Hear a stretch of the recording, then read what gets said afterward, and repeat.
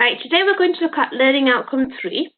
And on Learning Outcome 3, it is understand the importance of multidisciplinary working in health and social care. Now, I think I mentioned this a few lessons ago, but multidisciplinary working is just partnership working, where you're working with different partnerships, you're working with different organizations, so schools, police, social workers, even a different setting within healthcare. So you might be working with a care home or a hospital, so just different areas working together. So on this, you've got a few assessment criteria. So 3.1, 3.2, and 3.3 for the pass. 3.1 is explain the benefits and challenges of working in partnership with others in the health and social care sector. 3.2 is explain how the health and social care sector work together. 3.3, describe examples of best practice of health and social care services working together. The merit question is 3M1, explain the role of learning and development in promoting multidisciplinary work in the health and social care sector. So this is about how you train your CPD and so on. And then 3D1, the distinction question, is assess the potential consequences of health and social care services not working in partnerships.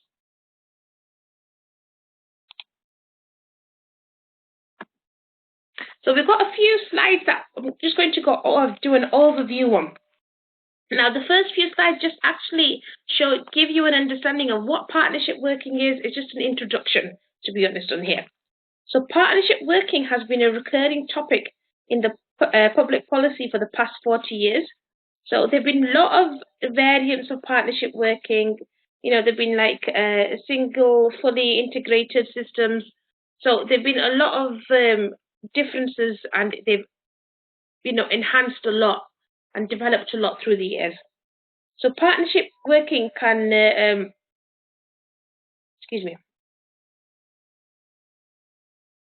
So partnership working, it can be issues within partnership working because of the underlying issues within the current welfare system.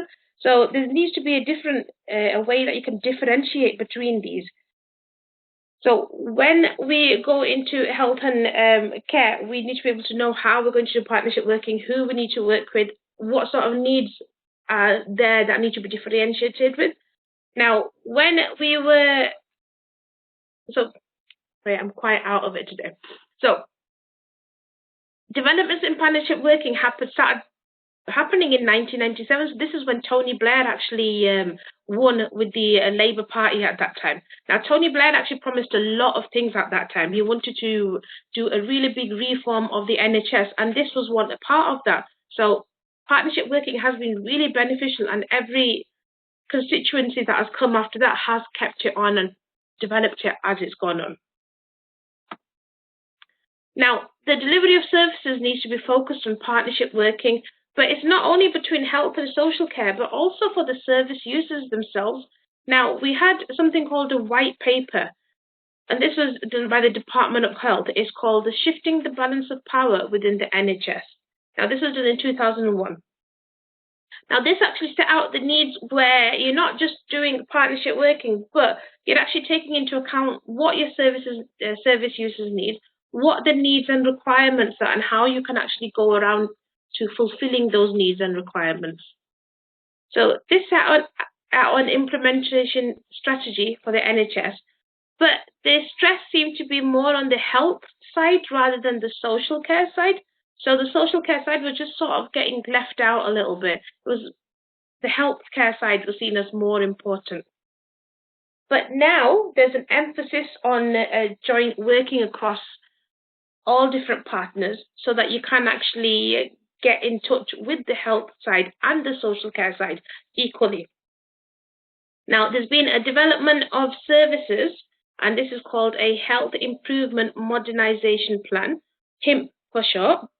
So each health authority is obliged to produce a HIMP to set the strategic framework for improving the health and modernizing it, and also to make sure that all the services that you're planning and that are being applied are being done with partners that are applicable for it, that they're useful for this thing that you want to do, to make sure that you're able to fulfill those needs.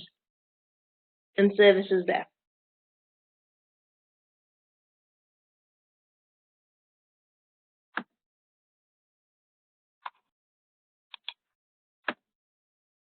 So we're going to look at partnership working delivers better outcomes. Just had Nancy join us. Good morning, Nancy.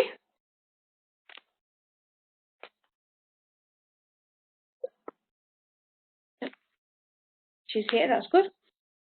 So partnership working across health and social care is looked at as being the heart of, of care, of healthcare. So it's making sure that everything is seamless and to make sure that seamless care is given and that there is less fragmentation. So when we talk about fragmentation, we mean like there's less broken things up, so everything flows in a better way. There's also been a major shift towards the outcomes of the service, and this was addressed in the new outcomes framework for performance of assessment of adult social care.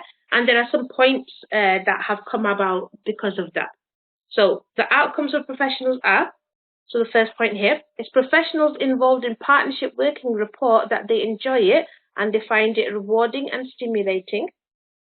Second point is for those involved in developing new approaches, there is the element of job satisfaction. So they can have creativity, they've got autonomy from their experience, they're able to, enhance their own working and experience more.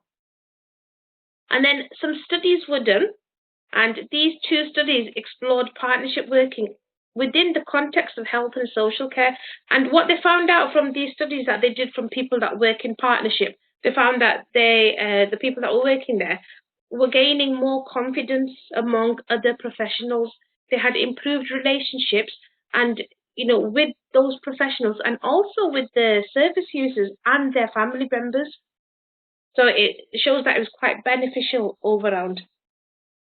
Now, there can actually be negative effects of partnership working as well. So it can be things like confusion about your role. You might, so if you're happily working away in your setting, your management decides, oh, we're going to get into partnership with another care home, or we're going to get in partnership with the North Manchester Hospital, with this particular department there.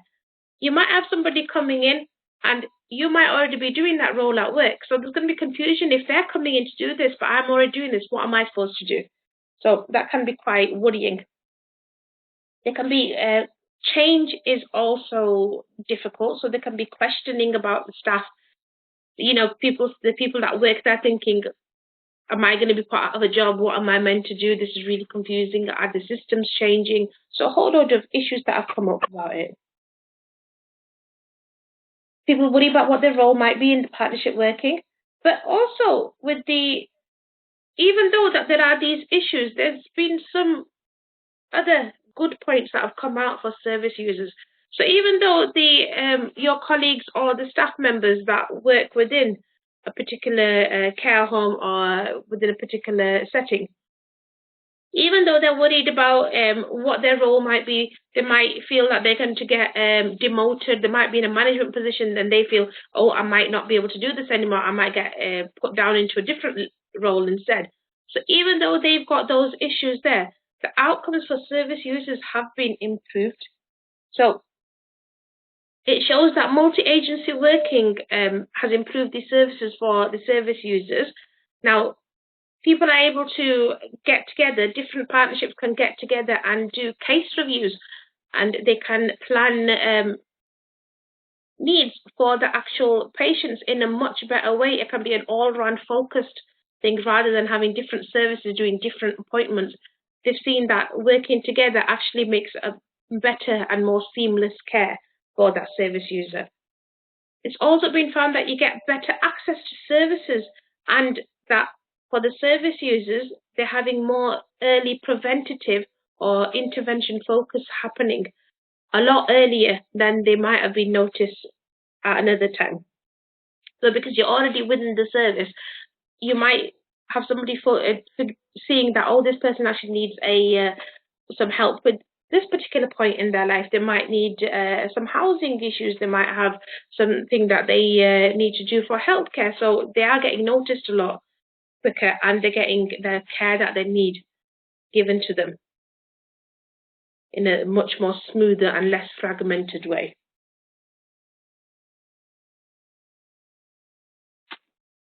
Now, there can be stigma attached to accessing services, and the whole point of partnership working is there to reduce the stigma. So a positive impact on professional identities, a study has found that from multi-agency working, health and social care workers felt that individuals felt more accountable. So what this means is that you've got a couple of organizations working together. Now, if they say that we're going to do a particular thing, we're going to make sure that all our patients are seen, or we've made a phone call to check up on how they are by the end of the week, they're going to make sure that that actually did. They've got a bigger workforce, they've got more resources, and they'll have more time to be able to do these things, because they'll have somebody will take one task, somebody will take another task, shared across in that way. Hi, good morning, Anya. Good morning.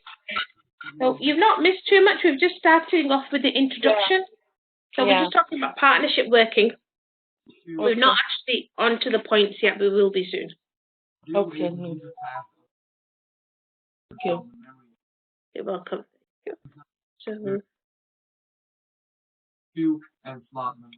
So I've got a bit of a noisy background. If you could just mute for a moment. Thank you very much. Now, there can be barriers to partnership working. Now, to be honest, there can be barriers with anything that you do. There can be issues that are caused because of a lot of things, especially when there's different organizations coming together. You know, there's going to be issues. Now, barriers to partnership working are that there needs to be more mutual respect between the agencies. So sometimes some agencies feel that another person has come into our setting. For example, if you're a care home, a doctor has come into your setting and they're going to say, right, you're doing this, and wrong. And you've got this is right, that's perfect, but you're doing 3, 4, 5, 6 different points. They're wrong, you need to fix them. You might feel like they're patronizing you. You might feel like, who the heck are they? Why do they need to come in and tell me what to do? Now, the person that has come in might be saying the right thing. And, you know, it possibly sometimes need to be said, because when you get into a rut or when you get into a habit, you end up doing the same things over and over again. And you don't realize if you're following your standards or not. Somebody new coming in can tell you you need to change this and that, and this will help you to make sure that you're, you know, meeting the basic needs.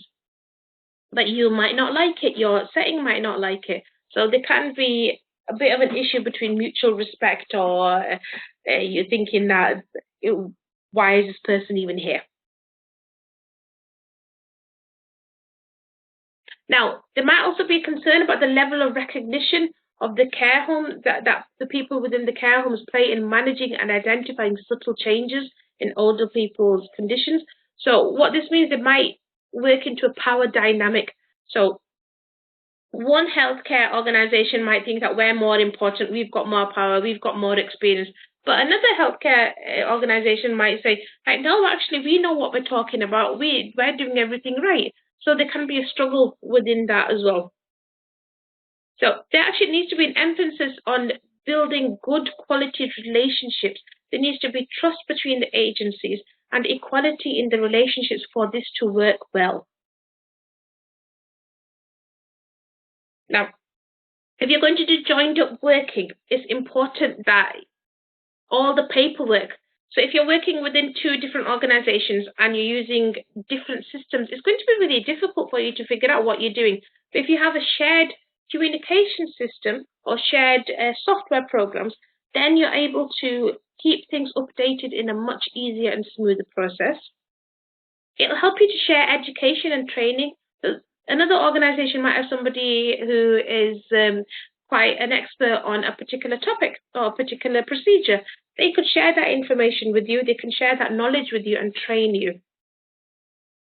And again, interaction, so communication needs to be ongoing. So any agencies that work together, they need to make sure that they speak to each other on a consistent basis, that they're catching up. And also, that they don't use jargon or acronyms, because not everybody is aware of a particular acronym or a particular word that you use as a jargon on there. So jargon is just when you shorten a word down.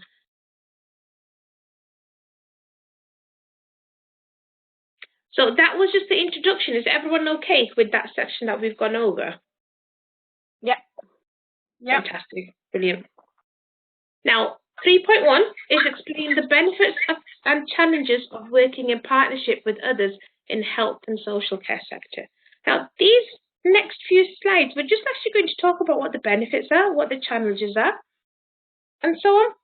So on here, when you've got continuity of care, needs to happen when you're working in partnership. That's the whole point on doing partnership working, so that different organizations are working together, they're meeting together to make sure that the outcomes for the service users are good.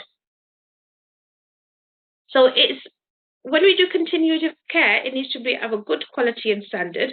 And this is the process which is, patient and physician led. So you've got your patient, you've got your physician, they're working together, they're trying to sort out any ongoing health management issues, and they need to be able to make sure that it's effective. Now, we've got holistic on here. So holistic is about treating the whole person and not just looking at a person's one particular issue or one particular illness. Now, does anybody know what holistic actually means? Can anybody explain? Or would you like me to explain that? Please. Yeah, please, yeah. So the word holistic, you'll probably notice it a lot, not just in healthcare, but in education as well. Holistic means looking at every single thing about the person. So just imagine you. One section is your work, one section is your health, one section is your family. There's another section about your personal care, emotional well-being, social care. So holistic looks at your feelings, your family, where you live, how you are, what your health issues are. So it looks at every single aspect of you. So if you've got a person that has come into your care that is homeless and they've had a really bad infection on the leg and they need to keep it clean and dry, they need to be able to access hot water so they can wash that particular area daily. You've got to look at this person is homeless. How can they, on the streets, how can he or she access these things that I'm telling them to do? How can they look after their injury? So you've got to look at not just that person's injured leg or the infection on that leg. You're looking at how is he going to manage this? Is he in a warm environment? So you're trying to take the care into effect depending on what their living situation is, what their mental capabilities are, what their social awareness is, even their culture. So you take into effect every single thing about a person.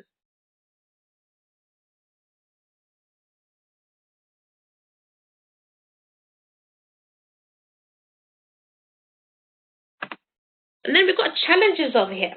So there are challenges with this. So some of these can be money, so finances. So what sort of money do they have? What sort of resources do they have? Are they able to get particular things that they need to do? Can they afford to get a specialist machinery? Are they able to work together sufficiently? So money is a very big issue. Communication is also an issue. If you're communicating in a good way, then you know that, or you're keeping in touch regularly, you know that your partnership working will probably work off better. But if you're not communicating and you're not talking to each other on a regular basis, then things will most likely fall apart. You'll probably have duplicated services because you've not implied it and said, I've gone and done this, so somebody else might go and do the same service again. Good communication also helps your patient or your service user to actually feel relaxed and comfortable and at ease with you. So communication is a very big point. And then we have local and national differences. So the local issues are that it's restricted to a certain area. So for example, your local here would be just all within Greater Manchester. So you're just giving your care within Greater Manchester. If you're caring for me and I move away from Greater Manchester, if I go into the London borough, your care for me has finished now. You can't access me in London. I'm having to be passed over to somebody else over there, a different team. Now, so that can be an issue sometimes. Then we've got the national issues as well. So national differences where this actually looks at in the entire geographical area of the UK. So it'll put all of the various localities together, all of the areas together. And if I do move away to London and I was under your care, you're still being able to access me. So you might have a partnership with somebody that's in London instead, and then I'm put into their service, and you can still have an input into how I'm looked after.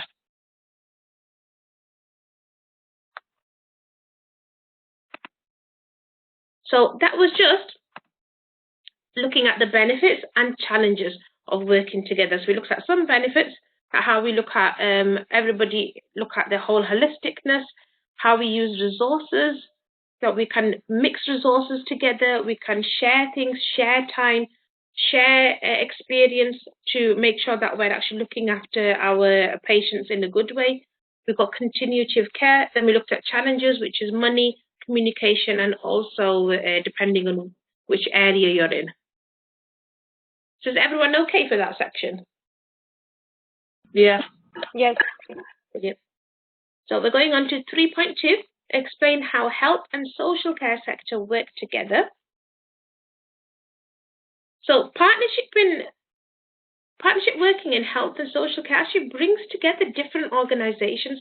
So the good point of this is that they can benefit from all of their different expertises, from what sort of resources they have. If they have a particular MRI machine that they've got in a center that you don't have access to, you can go over there. You can send your patients there without having to do too much paperwork.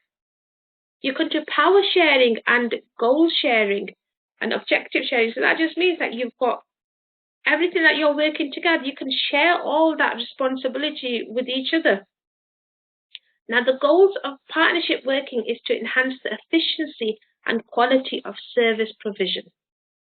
Now, partnerships can be formed between lots of different people. So it can be between individuals or agencies or organizations, but they need to have a shared interest. There's no point in one organization saying we want to eliminate or reduce loneliness in elderly in care homes, and then another one say, no, we actually want to try and treat fibromyalgia. We want to find out the causes of what this consistent pain is. If you've got different interests, it's not going to work. You need to be able to have a shared interest. Now, I actually remember a little article a few years ago where they had young children from reception and nursery age children were being taken into care homes, and they were being able to communicate with the people that lived there, with the patients, with the residents. Now, those residents would help them to play Play-Doh or make cards or just even spend time for them. So those little children were learning new skills and having new activities because they've got all these one-to-one focus time with these residents. And the residents were having their loneliness eased a little bit. They were enjoying spending time with the children. So it was a nice partnership between a school and a care home.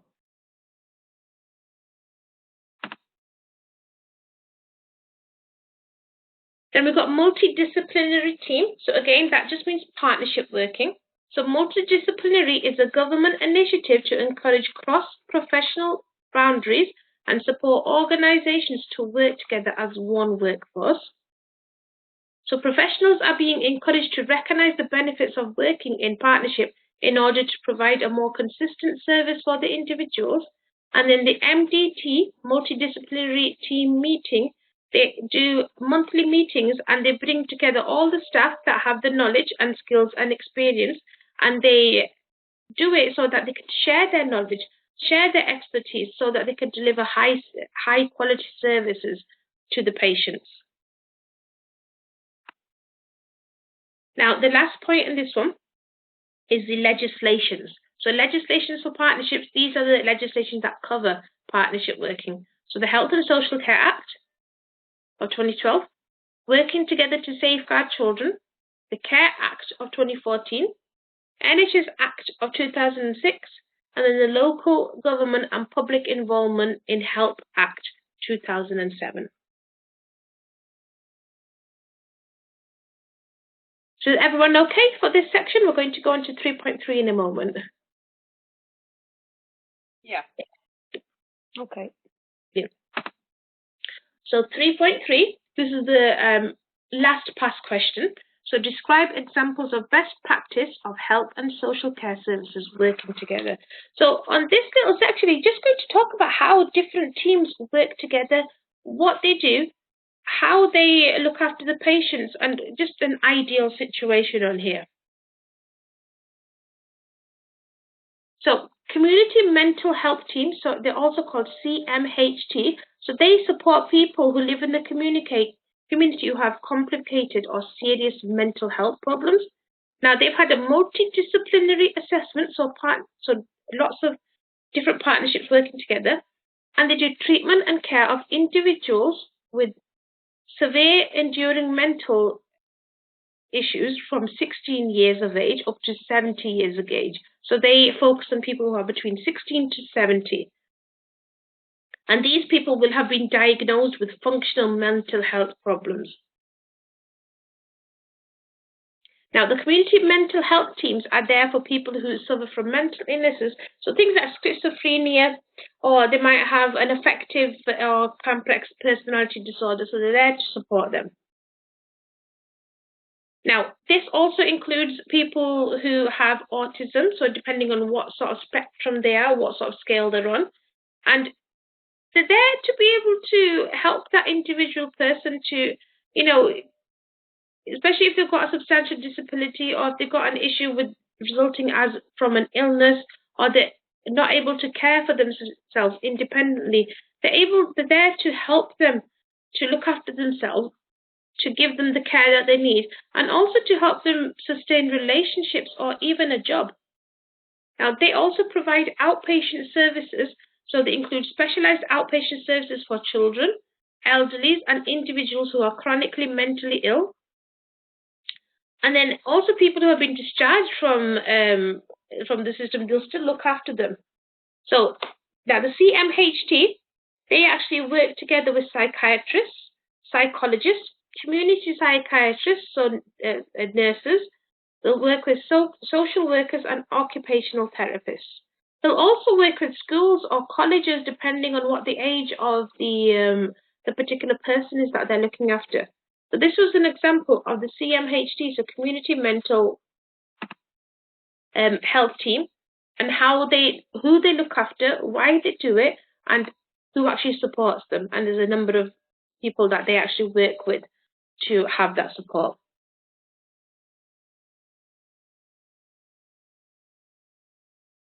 So is everyone okay with this point? Because we're just talking about how different services can work together and the best outcome.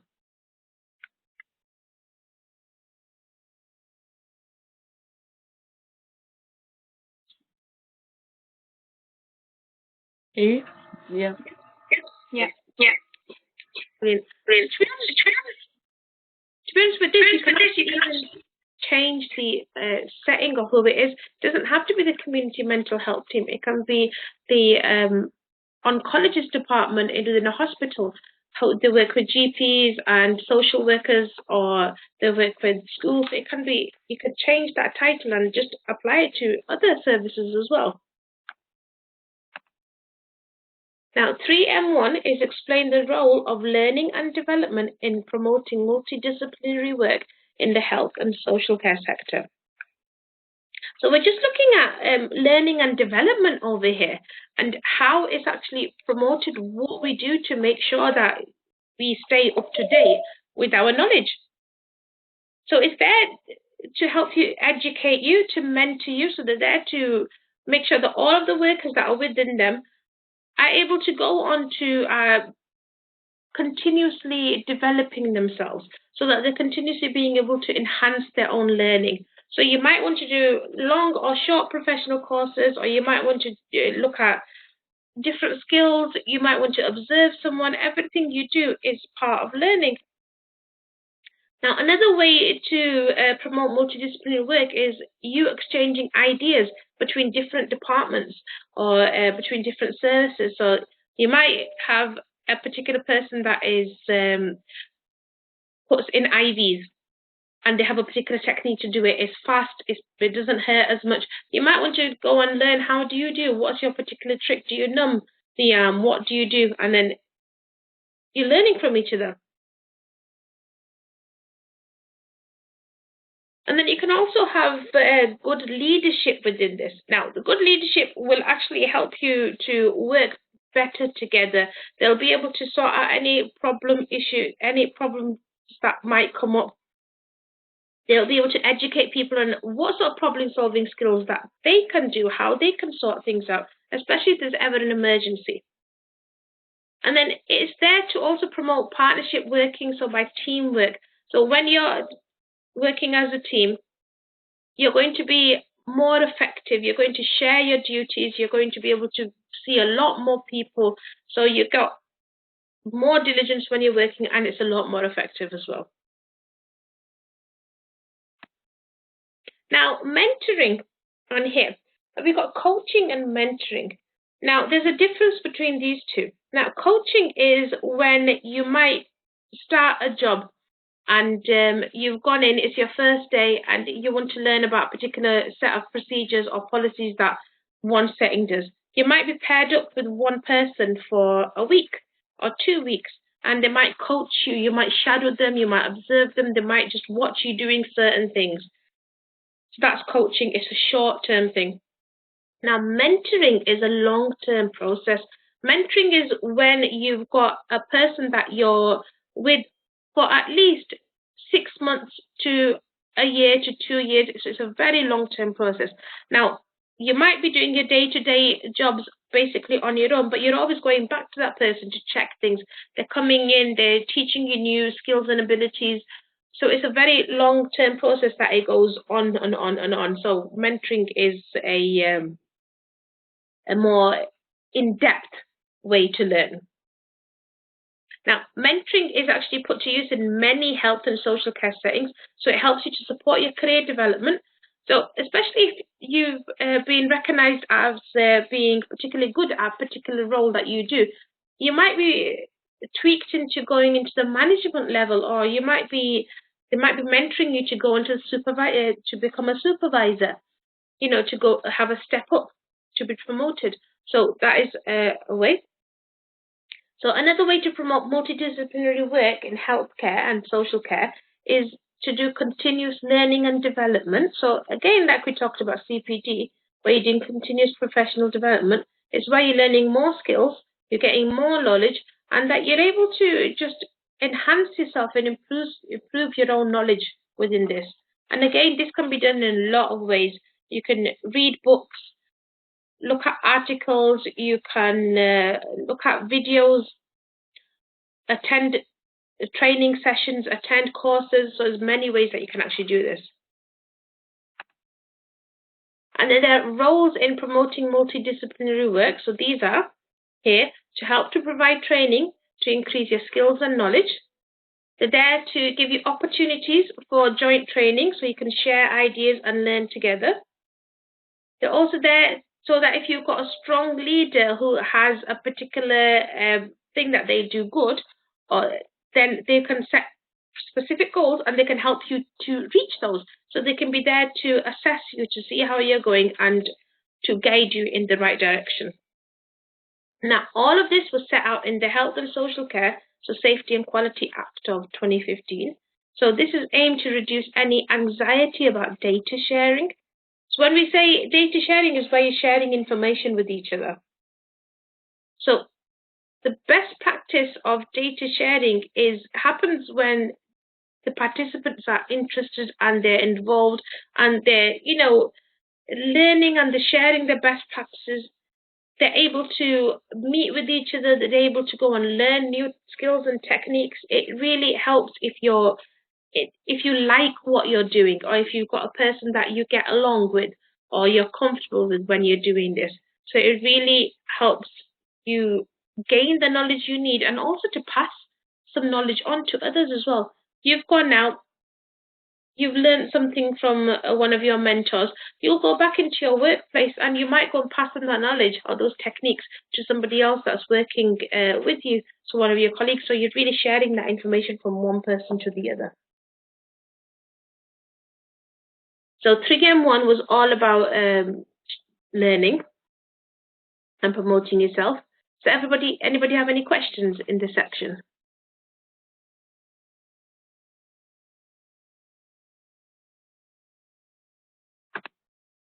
Yep, I'm going to take that as you're okay. No. Yep. Yeah. So the final one on here is the distinction question. So 3D1, assess the potential consequences of health and social care partnership. No, services not working in partnership. So this is what will happen if they don't work together nicely or if it's just falling apart. Now, on here, partnership working, it helps to bring together separate organizations, like we've said already. You can get professional expertise and you can share the power. There's goals of the partnerships needs to be of the same, they need to have the same goals and same interests. So they're there to make sure that orders are met and that quality of services are provided consistently. There needs to be trust and respect between the two partners. So if you're working in a partnership and you're giving good services and you're being efficient to the service user, it's very beneficial if you've got trust and respect where you're comfortable with each other. Now, those are what should ideally happen, but there can be a lot of consequences for not working together in partnership. So it can be due to inefficiency or work disorder. You're all at work, you don't know what's going on, who's in charge, what we're meant to do now. There's no rhyme or rhythm there. You can have lateness to duty. For example, if you come in to work 30 minutes late, it can affect what happens with the service user. So if your patient needs to take their medication at, say, 7 a.m. in the morning, and you come in half an hour late, that's going to have a knock-on effect. You're going to give them their medication half an hour late, which is 7:30 a.m. Then that's going to give them the medication late every single half an hour late for every single medication that they're meant to have. Because the other person that comes in on time, they're going to notice on the charts, this person is giving their meds late. We can't give them right now. It's round time to do it. We're going to have to come back to this patient. Or we're going to have to go all the way back around after we've seen everyone else and then sort this one out. So it can be inefficient. It's poor quality. You're not meeting the service user's needs. It just doesn't work. Funding, so money again. You can have poor quality of work because people refuse to work together. People might have issues with each other. They might have conflict and they said, oh, I don't want to work with this person. They might not understand each other's points of view. You'll have money issues with this as well. So you might not be able to get the sufficient funding. You might have different agencies arguing about who gets the most of the money. Now, a lot of these partnership workings that do happen, they happen because of funding, that they know that there's funding available from the government. If we start working together, we're going to get extra money. Now, you can't go in just for the extra money out of it. That's a bad idea to do because then it's not going to work in the way you want it. So it really depends on you having the partnerships, having the right state of mind when they're going into partnerships over here. Now we've got communication, so it can be a barrier as well. That can be an issue. If there's no clear communication between each settings, then you're not going to know exactly what's going on. You can't exchange information. You can't coordinate your work correctly. You're not able to meet your service users' needs, or you're not able to meet your goals that you're working towards. So lack of proper communication can lead to a misunderstanding of what is the purpose of the meeting and what goals need to be achieved. Then clarity. So if you don't have any clarity about what your roles and responsibilities are, so clarity is where you're looking at, you've not got a clear idea of what you're meant to do. You might be working in partnership. You have no idea of what your role is anymore. You don't know if you're meant to go and see how many patients or who's seeing who or what services you're delivering. You're confused. So if you don't know exactly what's going on within your role, what your responsibilities are, then that's going to be a really big issue as well. And then coming back onto communication, it can be extremely frustrating when you're going into work and you've no idea what's going on. Things change consistently when you're starting off with partnership working. Now, if you're going in and another policy change has been implemented, or somebody else is taking over the usual rounds that you do and you've not been told, then obviously it's poor communications. You don't know what's going on and it's going to be really ineffective. And then again, lack of understanding of each other's professional language and your protocols. So if you don't understand what a particular professional way of speaking is, or if somebody's coming to your workplace, you're not familiar with the jargon that they use or the terms that they use, and they start talking to you using those terms, you're going to be extremely confused. You're not going to know exactly what's going on, and it won't help. Then there can be a resistance to change. Now, this can be quite a big one. It really depends on what the staff members' thinking is. Do they want to have change? Are they happy about the change? If they're not happy, they're going to be resistant to it. They're not going to want to work with another agency. They're going to refuse to do particular things. They're going to refuse to use new systems or use new changes because they think, I already know what I'm doing. I'm perfectly fine. Now, the problem of cross-authority working where can be that there's differences within the authorities here. So if you're working between different authorities, so if you're working from Greater Manchester, you might be working within a borough of London, you might be working together. Now, your authority thinks different, their authority, local authority thinks different, so the local councils. You might have an issue between that of what can be done and what cannot be done. So those are a few points of what can happen if you don't work well together within partnership working. Anybody got any questions for the distinction question?